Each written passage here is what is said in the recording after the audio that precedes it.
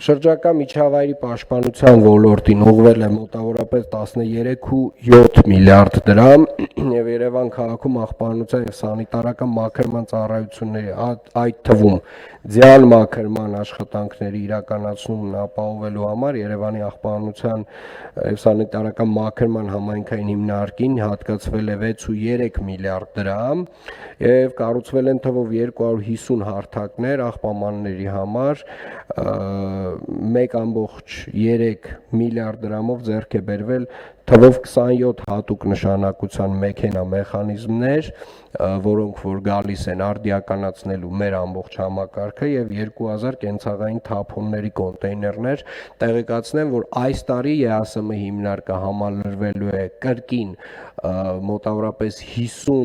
5 տասնյակից ավել տեխնիկայով, տարատեսակ տեխնիկաներով, բազմաֆունկցիոնալ, որոնցով մենք պետք է փոխարինենք մի մասը եւ նոր ծառայություններ ավելացնենք այս հիմնարկում,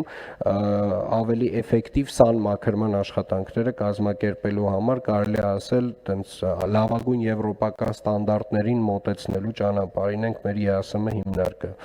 Կանաչապատման եւ շրջակա միջավայրի պահպանման հողակը սուբսիդավորվել է 4.7 միլիարդ դրամով, որի շրջանակներում կանաչ տարածքները ընդլայնվել են միայն 2025 թվականին 14.1 հեկտարով